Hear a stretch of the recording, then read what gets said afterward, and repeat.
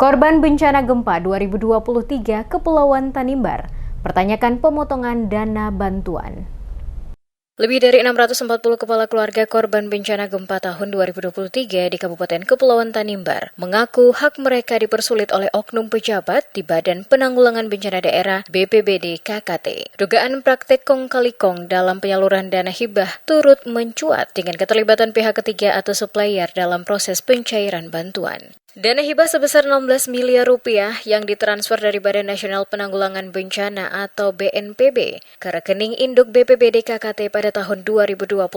Disebut telah dipindahkan ke kas Bank Mandiri Cabang Somlaki untuk skema penyaluran kepada para penerima. Namun hingga kini proses realisasi bantuan dinilai penuh kejanggalan dan merugikan para korban. Cecilia Rosario, warga desa Olilit Baru yang menjadi korban gempa mengungkapkan kesedihannya saat ditemui wartawan Demes Media Group yang menilai penyaluran dana hibah penuh ketidakadilan. Menurut Cecilia, ia mendapat transfer 30 juta rupiah, namun pencairannya harus mengikuti prosedur rumit dari BPBD KKT. Dari total tersebut, baru 12 juta rupiah yang direalisasikan melalui Bank Mandiri Somlaki. Ironisnya, dari jumlah itu ia hanya menerima 5.600.000 rupiah yang diserahkan oleh seorang asisten bernama Alunce yang ditunjuk sebagai penyalur. Cecilia juga menolak penggunaan supplier dalam penyaluran bantuan karena harga material bangunan tidak dicantumkan dengan jelas pada nota pembelian. Ia bahkan merasa telah dijadikan komoditas oleh pihak tertentu. Ia berharap sisa dana bantuan tidak lagi disalurkan melalui supplier. Pencairan 12 juta itu saya hanya terima 5.600.000 itu uang isi. Dari yang ditandatangani Dari yang berapa? ditandatangani sama saya sama asistennya sumber teknik. Yang diajukan untuk pencairan berapa? 12 juta. 12 juta. Tapi ibu terima cuma 5.600.000.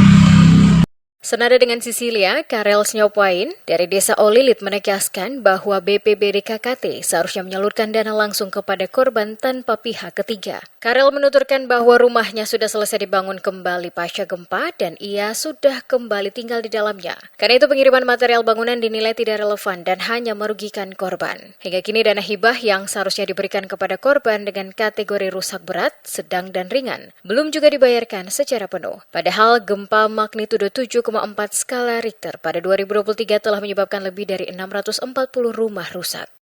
Waktu saya terima, kan saya pikir mengkali yang masuk di rekening kan sekitar ya mungkin 30 juta saya terima sudah lah, biar nanti kan saya pakai yang beda yang mungkin yang kurang-kurang. Tapi yang saya terima 12 juta. Lalu kita pergi ke toko juga. Setelah pergi ke toko lalu sama yang pengurusnya pengawasnya itu Alunce yang orang jaga yang perempuan. Lalu dia hitung rapnya, jadi dia potong dari situ ongkos bahannya. Lalu sisanya kita terima 6 juta sekian, 6.300.000 ya. Dari hasil penelusuran wartawan Demes Media Group, ditemukan indikasi ketidaktransparan data penerima yang dilakukan BPBD Somlaki. Data kolektif penerima bantuan disebut-sebut tidak pernah diberikan kepada publik maupun media. Penolakan BPBD saat diminta data oleh wartawan makin memperkuat dugaan adanya praktek korupsi, kolusi, dan nepotisme atau KKN dalam pengelolaan dana hibah 16 miliar rupiah tersebut.